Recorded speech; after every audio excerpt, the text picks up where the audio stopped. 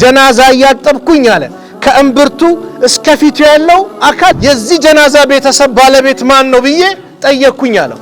ነገ ቀብር ስንገባ ይው ሰው ጀናዛ ሲሄድ ቤተሰብ ይሸኛል። ስራችን ብቻ ነው አብሮ ቀብር የሚገባው። እንደው ከሞትኩ በኋላ አላህ ይርሐመው እንድባል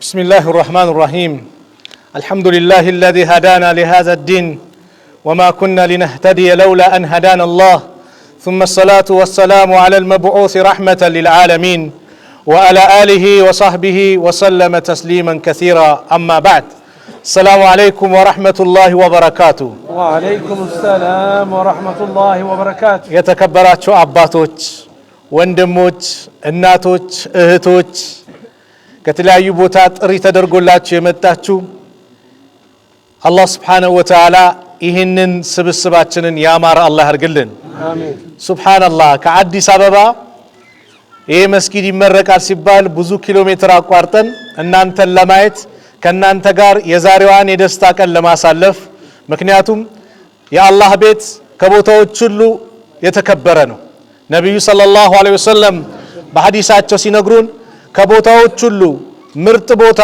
አላህ ዘንድ የተወደደ ቦታ መስጂድ ነው አሉ የተወደደ ቦታ ምንድነው መስጂድ ነው ስለዚህ ይሄንን መስጂድ ሲመረቅ ይሄ መስጂድ ተገንብቶ አካባቢው ማብራት የለም በሶላሩም በምኑም ተብሎ ድምጹም የአላህ ጥሪ ሲደረግ አላሁ አክበር ሲባል የአዛኑ ጥሪ ሲደረግ እንድትሰባሰቡ ተደርጎ የተሰራበትን መስጂድ ከናንተ ጋር ዛሬ ለመመረቅ እዚሁ በመገኘታችን በጣም ተደስተናል አላህ Subhanahu Wa Ta'ala ሁላችንም አላህ ይቀበለን በተጨማሪ ደግሞ 6 የሚጠጉ ለአካባቢው ማህበረሰብ የሚያገለግሉ የንጹህ መጠጥ ውሃ በተለያዩ ሀገር የሚገኙ ወንድሞች እህቶች በአቡ መሐመድ አማካኝነት ተሰርቶ ለአካባቢው ማህበረሰብ በቅቷል ይሄም ደግሞ ንጹህ ሲፈስሳይ ስንጠጣው ስንታጠብበት ቅድም አይተናል ይሄንንም ደግሞ የዚህንም ደስታም ከናንተ ጋር ለማሳለፍ በመገኘቴ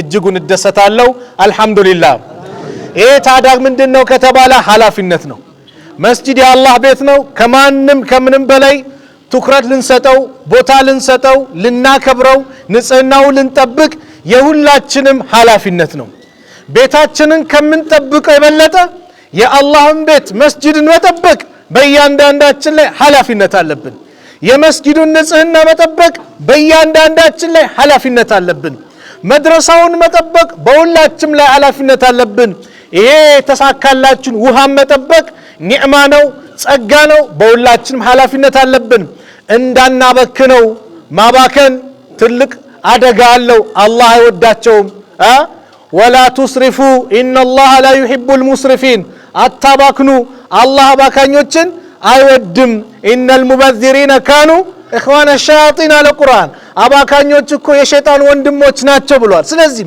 እንዳይባክንብን ልንጠብቀው ልንንከባከበው ይገባል ይህ እንግዲህ መስጊድ ሲሰራ የመስጊድ ሐቅ አለው የመስጊድ ሐቅ ምንድነው ከተባለ አዛን ሲደረግ ሙአዚኑ ሀያ አለ ሶላህ ሀያ አለ الفلاح ብሎ ጥሪ ሲያደርግ እኛ ጆሮአችንን አበ ላ ሐውለ ወላ ቁወተ ኢላ ቢላህ ያለን መምጣት ግድ ይላል አይቆይ የሆነ ጫውታ አለ ልጨርስ የሆነ ስራ አለ ልጨርስ ሳይሆን ሙአዚኑ አሁን አልহামዱሊላህ በአካባቢው ይሄው ማይክሮፎኑ ተስተካክሎ ብዙ ቦታ ረጅም ቦታ ድምጽ ይሰማል አላሁ አክበር ሲል በቃ ወደ መስጊድ የመስጊድ ሐቅን መጠበቅ የመስጊድ ሐቅ የመስጊድ ውበት እናንተ ናችሁ መስጊድ ውበቱ ሲሰገድበት ነው መስጊድ ውበቱ ቁርአን ሲቀራበት ነው መስጊድ ውበቱ ዚክር ሲደረግበት ዱዓ ሲደረግበት ዒልም ሲሰጥበት ነውና የመስጊድ ውበት ኢንማ ያእምሩ መሳጂድ አላህ መን አመነ ቢላህ አላህ የአላህን ቤትን እኮ የሚያስቡት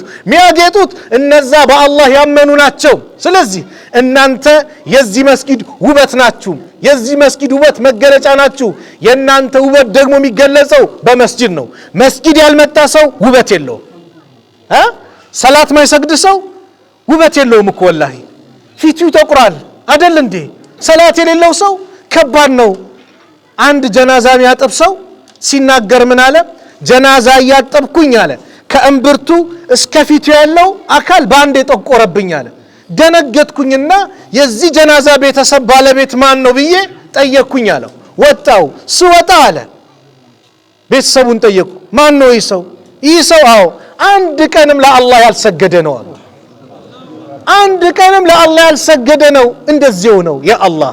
ስለዚህ ሙአዚኑ ሐያ አለ الصلاة ሐያ አለ الفلاح ሲል እኛ ሩጫ ወደ መስጂድ አደራ የሰላትን ነገር ለምን ከተባለ ሁላችንም ነገ ዛሬ መስጊድ አንገባም ብንል ነገ ግን ወደንም ተገደን ጀናዛችን መስጊድ ይገባል አይደል? ሊሰገድብን ይገባል። ግን ሰላት የሌለው ሰው ነገ አደጋ ነው። ቀብሩ ይጨልምበታል። ሰላት የሌለው ሰው ከባድ ነው።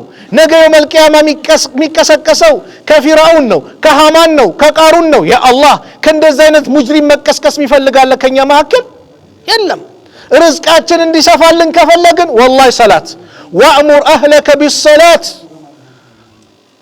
ቤተሰብን በሰላት እዘዝ ወስጠቢር አለይሃ በሷ ላይም ጽና ላ ነስአሉከ ሪዝቀን ጠይቅህም ነህኑ ነርዙቅከ አላል እኛው እንረዝቅሃለናል። ሰላት የርዝቅ መክፈቻ ነው። ሰላት የፊት ብርሃን ያመጣል፣ ጭንቀትን ያስወግዳል። ነብዩ ጭንቅ ጥብብ ሲላቸው አለይሂ ሰላቱ ወሰላም ያ ቢላል አሪህና ቢሰላህ አንተ ቢላል ወይ በሰላት አሳርፈን፣ ሰላት እስቲ አንድ አዛን በለና ሰላት ስንሰግድ ደስታችን ይመጣል፣ በሰላት አሳርፈን ይሉ ነበር። ስለዚህ እኛ ደስታ እንዲመጣልን ከፈለግን አላህ ዱንያ አኺራችን እንዲያምር ከፈለግን እንዲያሳምርልን በሰላት ላይ አደራ። ቃል ትገባላችሁ? ቃል ገብታችኋል? አዎ በሰላት ላይ አደራ። ሰላትን ጠብቃችሁ ያዙ። እናንተ ስትሰግዱ ልጆቻችሁ ይሰግዳሉ። እናንተ ካልሰገዳችሁ ልጆች አይሰግዱም። ስለዚህ ሰላትን አደራ የመጀመሪያው መልእክቴ ነው። ሰላት ላይ እንዳትደራደሩ። ለምን ከተባለ ነገ የውመል ቂያማ አላህ ባሪያዎችን መጀመሪያ የሚተሳሰበው ሰላት ነው። ሰላት ከተበላሸ አሉ ነብዩ ሰለላሁ ዐለይሂ ወሰለም ሁሉም ነገር ይበላሻል። ሐሳባችን ወደዚህ ሰላት ከተበላሸ ሁሉም ነገር ይበላሻል። ሰላት ከተስተካከለ ደግሞ ሁሉም ነገር ይስተካከላል አሉ ነብዩ ሰለላሁ ዐለይሂ ወሰለም። ስለዚህ ነገ የውመል ቂያማ ሰላት ማይሰግዱ ሰዎች ሰቀር የሚባል ጀሃነም ይገባሉ አይደል? ቁርአን ላይ ሱረቱ ሙደሲር ላይ ኩሉ ነፍሲን ቢማ ከሰበት ረሂና አላል። እያንዳንዷ ነፍስ ከሰራችው ስራ ጋር በጣም ራውና ታጅና ትመጣለች። ኢላ አስሐበል የሚን የቀኝ ጓዶች ሲቀሩ ፊ ጀናትን የተሳአሉን ጀነት ውስጥ ይጠያየቃሉ። ስለማን? አኒል ሙጅሪሚን ስለ ሙጅሪሞቹ። ማ ሰለከኩም ፊ ሰቀር ሰቀር የሚባለው የጀሃነም ሸለቆ ያስገባችሁ ምንድነው ሲባሉ የጀሃነም ሰዎች የመጀመሪያ መልሳቸው ምንድነው? ቃሉ ለም ነኩ ሚነል ሙሰሊን እኛ ከሚሰግዱ ሰዎች አልነበርንም። ወለም ነኩ ንጥዒሙል ሚስኪን ሚስኪንን ከሚያበሉ ሰዎች አልነበርንም። ወኩና ነኹዱ ማል ኻኢዲን እንዲሁ ከሚዘባርቁ ሰዎች እንዘባርቅ ነበር። ወኩና ኑከዚቡ ቢየውሚዲን በዚህ ቀን ቅያማ የለም ሞቶ መቀስቀስ የለም ብለን እናስተባብል ነበር። ሐታ አታነል የቂን ሞት የሚባለው ቀጠሮ እስከመጣብን ጊዜ ድረስ። ስለዚህ ፈማ ተንፈዑሁም ሸፋዓቱ ሻፊዒን ለነዚህ ሰዎች የአማላጆች ምልጃ አጠቅማቸውም አለ አላህ ሱብሓነሁ ወተዓላ። ሰላት ማይሰግድ ሰው ነገ ነብዩ አይለዩትም። ነብዩ ሰለላሁ ዐለይሂ ወሰለም አንድ ቀን ቀብር ሊዘይሩ ሄዱና ከዛ ወንድሞቼ ናፈቁኝ አሉ። ሰሃቦች እኛ አይደል አጠገብ አይደል ያለ ነው አሉ። አይ ወንድሞቼ እኮ ምላችሁ እኔን ሳዩ በእኔ ያመኑብኝ እኔን የተከተሉ አሉ። በምን ትለያቸዋለሁ ሲባሉ በውዱ ፋናቸው የውዱ ምልክታቸው በዚሁ ለያቸዋለሁ አሉ ነብዩ ሰለላሁ ዐለይሂ ወሰለም። ስለዚህ ሰላት ላይ በምንም ነገር ልትደራደሩ አይገባም። ሰላታችሁን ጠብቁ። ሰላት የነብዩ ሰለላሁ ዐለይሂ ወሰለም የመጨረሻ ወስያ ነው። ሊሞቱ ሲሉ ነብዩ አሰላህ ወማ መለከት አይማኑኩም አደራችሁ የሰላትን ነገር ከናንተ ስር ያሉትም ሰዎች የሴቶቹን ነገር ከናንተ ስር የምታስተዳድሯቸውም የነሱን ጉዳይ አደራ አሉ። ታዲያ ሰላት ማይሰግድ ሰው የነብዩን አደራ ነው የሚበላው። የነብዩን አደራ የሚበላለ የሚፈልጋለ የለም አይደል? ስለዚህ በሰላት እንዳንደራደር። ሁለተኛው መድረሳ ተገንብቷል አይደል? መድረሳ ለምን ተገነባ? ልጆቻችን ቁርአን እንዲቀሩበት ነው። መድረሳ ለምን ተገነባ? ልጆቻችን ኪታብ እንዲቀሩበት ነው። የሰላት አሰጋገድ ስለ ንጽህና የፊቅህ ትምህርቱም የነብዩ ሰለላሁ ዐለይሂ ወሰለም ሲራ ስለ አላህ ብቸኛ ተመላኪነት አምልኮ የሚገባው ለማን ነው? ለአላህ ነው። ምን ሰግደው ለማን ነው? ስናርድ ምን ብለን እናርዳለን? ቢስሚላህ አላሁ አክበር አይደል? ሁሉን ነገር እኛ የማን ነን? የአላህ ነን አይደል እንዴ? ኢና ሊላሂ ወኢና ኢለይሂ ራጂዑን ምንለው ምንድነው? እኛ አላህ ስለሆንን ነው። ሰው ሲሞት እኮ እንኳን የወሰድከው አባቴ እናቴ የጠፋው ንብረቴ እኔ ራሴ ማን ነኝ? የአላህ ነኝ። ኢና ሊላሂ ወኢና ኢለይሂ ራጂዑን እንላለን። ስለዚህ ይሄ መድረሳ የተገነባው አደራ አባቶች እናቶች ለልጆቻችን ትልቅ ዒልም የሚማሩበት ቁርአን የሚቀሩበት ነው። ቁርአንን ያልቀራ ትውልድ ዒልምን ያልተማረ ትውልድ ነገሩ በአጠቃላይ ይበላሽበታል፣ ለስኬት አይበቃም። ነብዩ ሰለላሁ ዐለይሂ ወሰለም ምን አሉ? ኸይሩኩም መን ተዓለመ አልቁርአን ወዐለመህ። ከናንተ በላጩ ማን ነው? ቁርአንን ተምሮ ያስተማረ ነው። ስለዚህ እናንተም ቅሩ፣ የሚቀራ ሰውን አበረታቱ፣ በቁርአን ላይ ጥንካሬያችሁን አዘጋጁ፣ አሳምሩ። ይሄ መስጊድ ቁርአን እንዲቀራበት ነው። ከምንም በላይ አንድነታችን የምናጠናክርበት ነው። ይሄ መስጊድ ያ መስጊድ የሚባል የለም። መስጊድ የማን ነው? የማን ቤት ነው? አንድ ላይ መልሱልኝ። የማን ቤት ነው? የአላህ ቤት ነው። የአላህ ቤት ደግሞ ላኢላሃ ኢላላህ ሙሐመድ ረሱሉላህ ያለ ሰው በሞላ ምን የሚልበት ነው? የሚሰግድበት ነው። ዱዓ የሚያደርግበት ነው። ቁርአን የሚቀራበት ነው። ዚክር የሚያደርግበት ነው። ከአላህ ጋር የሚነጋገርበት ነውና አንድነታችሁን አጠናክሩ። ከምንም በላይ አንድነት አላህ ነው አንዱ ነው ያለው። ወአዕተሲሙ ቢሐብሊላሂ ጀሚዓን ወላ ተፈረቁ። በላኢላሃ ኢላላህ ገመድ በአላህ አስተምሮ በአላህ መመሪያ አንድ ሁኑ፣ እንዳትለያዩ አለ አላህ። እንዳትለያዩ ክልክል ነው፣ መለየት ክልክል ነው። ወላ ተፈረቁ ማለት ነህይ ነው ይላሉ ዑለማዎች።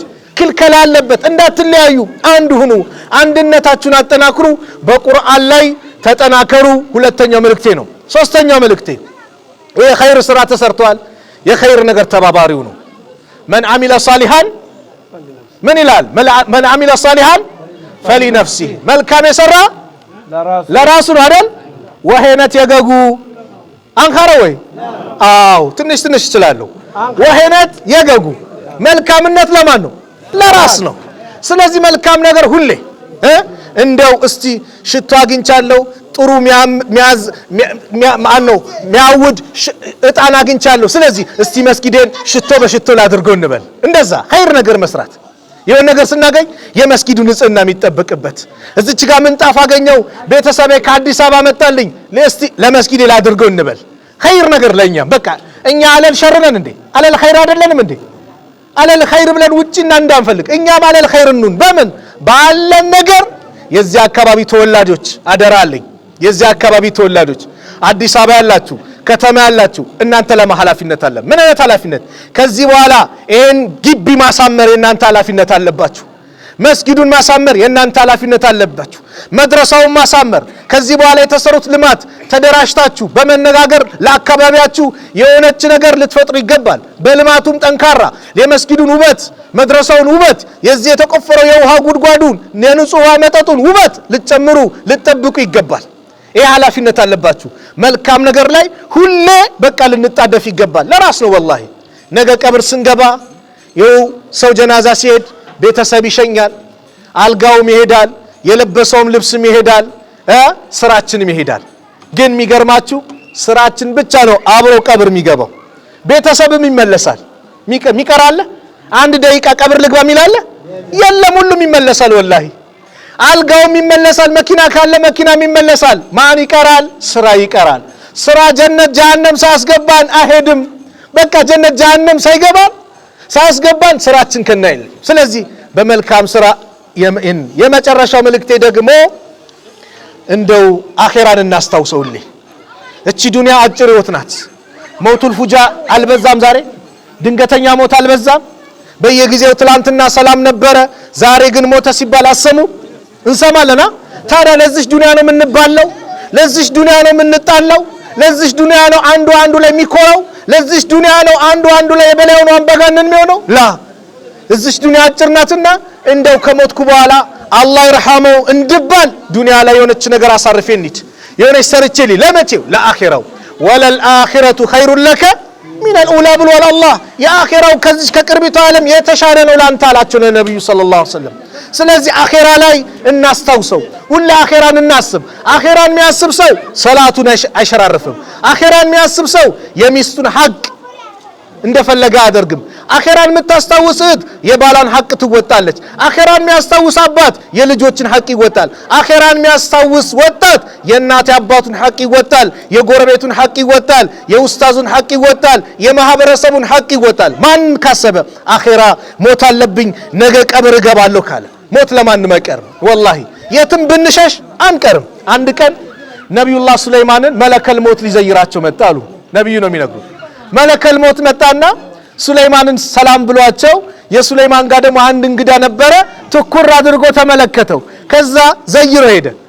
ዋላ እንግዳቸው ለነብዩላህ ሱለይማን ምን አለ? አንተ የአላህ ነብይ ወይ ማን ነው? አፈጠጠብኝ እኮ በጣም በትኩረት አየኛል። ኤማ መለከል ሞት ነው አሉት። መለከል ሞታው አረባ እኮ ወደ ሌላ ሀገር ውሰደኝ አላቸው። ነብዩላህ ሱለይማን ደግሞ አላህ ስጦታ ሰጥቷቸዋል። በምን? በንፋስ ከአንድ ሰው ከአንድ ሀገር ወደ አንድ ሀገር ያሸጋግሩ ነበር። አላህ ይህን ስልጣን ሰጥቷቸው ነበር። ወደ ሩቅ ሀገር ወሰዱት። መለከል ሞት በንጋታው መጣ። ትላንትና የመጣውን እንግዳይ ለምንድን ነው ትኩር አድርገ ያየዋል? እኔ ገርሞኝ ነው። እንዴት አላህ ከዙር በኋላ እንዴት ባለ ሀገር ላይ ሩሁን አውጣው ብሎ አዘዘኝ። አንተ ደግሞ ሀገር ላይ አንተ ቤት ላይ ዱሃ ረፋዱ ሰዓት ነው 4 ሰዓት 5 ሰዓት አንተ ጋር አየሁት። አላህ አዘዘኝ እዛ እሱ ያለው እዚህ። ለማንኛውም የአላህን ትእዛዝ ልፈጽም ብዬ እዛው ሀገር ሲሄድ እየተጠባበቀኝ ያገኘሁትና ሩሁን አውጥቼው መጣሁ። ማንም ሰው የትም ቤት ከሞት ሊያመልጥ ይችላል? አይችልም። ስለዚህ ሞት አለብን ካልን ከሞት በኋላ ላለው ሀገራችን ስንቅ እናዘጋጅ። ትልቁ ስንቅ ምንድነው ከተባለ እስልምናችን አጥብቀን እንያዝ። ላኢላሃ ኢለላህን አጥብቀን እንያዝ። በምንም ነገር በዱቄትም በዘይትም ሰው በሆነ ነገር ሊሸነግል ይችላል። ላኢላሃ ኢለላህ መጨረሻ የሆነ ሰው መጨረሻ ቃሉ ላኢላሃ ኢለላህ የሆነ ሰው ጀነት ገባሉ ነብዩ ሰለላሁ ዐለይሂ ወሰለም። ስለዚህ እምነታችንን ከለቀቅነው መጨረሻችን ጀሃነም ነው፣ ስቃይ ነው፣ ውርደት ነውና ከምንም በላይ አኺራን እናስብ። አኺራ የሚያስብ ሰው ዱንያ ላይ እንደፈለገ አይሆንም፣ እንደፈለገ የሰው ሐቅ አይነካም፣ እንደፈለገ ሰው አይበድልምና ሞት አለብን እንበል። ሞት ለማንም አይቀርም፣ ለነብዩም አልቀረም። ኢነከ መይቱን ወኢነሁም መይቱን አላህ። አንተም ሟች ነህ እነሱም ሟቾች ናቸው፣ ከዚያው መልቂያማ እጌታችሁ ዘንድ ትከራከራላችሁ አለ። ሞት ለማንም አይቀርምና ሞትን እናስብ። ዱንያ አጭር ናት። በዚች አጭር ሀያታችን ላይ ጥሩ ነገር ሰርተን እንሂድ። በዱንያ ላይ የሆነች ነገር አበርክተን እንሂድ። ኢማሙ ነወዊ ሲባል ትሰማላችሁ። ሪያዱ ሷሊሂን የጻፉት 40 ሐዲስን የጻፉት እድሜያቸው 45 ነበር። በ45 ዓመታቸው ነው የሞቱት። በ45 ዓመታቸው ሚስት የላቸው ልጅ የላቸው። ነገር ግን ዛሬ ዱንያ ላይ ባበረከቱት ትልቅ ስራ መስጊድ ውስጥ ያለ ሰው በሞላ የሳቸው ልጅ ሆኗል። በየመስጊዱ ሪያዱ ሷሊሂን ይቀራል። ከቁርአን በኋላ በጣም የሚቀራ ኪታብ ይባላል ሪያዱ ሷሊሂን ነው። ያንን የቀራ ሰው በሞላ ኢማሙ ነወዊን እያስታወሰ ነው ማለት ነው። ረህመቱላህ ዐለይሂ ይላል። አያችሁ ከቀብር ከመሬት በላይ እኛ ቀብር ውስጥ ገብተን ከመሬት በላይ ስማችን ማን ነው? መጥፎ ሰው ነው ወይስ ጥሩ ሰው? እንደው ተገላገልነው ከላይ ፈይ እሳይደልን ነው የምንባለው ወይስ አላህ ይርሐመው ያን የመሰለ ሰው መልካም ስራ የሚሰራ ኸይር ነገር ማይጠፋው ሰው ሄደኮ አላህ ይዘንለት ከየትኛው ነን እኛ? ስለዚህ ይህንን ስማችንን ለራሳችንን ማነን ብለን ጠይቀን ነገ የውመል ቂያማ መልካም ነገር አላህ Subhanahu Wa Ta'ala እንዲወፍቀን መልካም ነገር እንዲያመጣልን እየተመኘን ዱንያችንን አላህ ያማረ እንዲያደርግልን አኺራችንን አላህ ያማረ እንዲያደርግልን ዱንያ አኺራችንን ያማረ አላህ እንዲያደርግልን ከአላህ ጋር ለግንኙነታችን እናሳምር። ዱንያችን የተስተካከለ እንዲሆን አኺራችን የተስተካከለ እንዲሆን ከአላህ ጋር ግንኙነታችን እናሳምር። ደስታ እንዲመጣልን አላህ እናስደስት። እናት አባታችን እናስደስት። ለእናት ለአባታችን መልካም እንዋል። ኸይር ነገር ኢስላም ሁሌ የሚያዘን ነው። ለማህበረሰቡ መልካም እንዋል። አላህ ለፈጠሩ ፍጥረታት በአጠቃላይ እንዘን። እርሐሙ መን ፊል አርዲ ይርሐሙኩም መን ፊስ ሰማ። ምድር ላይ ያለ ዘኑ ሰማይ ያለው ጌታ አላህ ያዝንላቸዋል አሉ ነብዩ ሰለላሁ ዐለይሂ ወሰለም። ስለዚህ ንግግር አላበዛም። አላህ Subhanahu Wa Ta'ala እኔ በተናገርኩት እናንተ ባዳመጣችሁት የምንጠቀም አላህ ያድርገን። ቢስሚላህ አልሐምዱሊላህ ወሰላቱ ወሰላሙ ዐላ ረሱሊላህ። አላህ Subhanahu Wa Ta'ala የሁላችን ዱዓ አላህ ይቀበልን። ዱዓችን አላህ ይቀበል። እንደው ይሄን ስራ ኸይር ስራ የሰሩትን ባጠቃላይ አላህ ይቀበላቸው። ውሃውን እንደዚህ በዚህ መልኩ ያመጡትን ያስቆፈሩትን የተባበሩትን ሁሉም እዚህ ቦታ ላይ እጁ የገባው በመልካም ነገር በሐሳብም በገንዘቡም በጉልበቱም በሁሉም ነገር የተሳተፈውን አላህ ኸይር ምንደውን አላህ ይለግሰው። ኸይር ምንደውን አላህ ይለግሰው። እዛ ባህር ማዶ ነው ወንድሞች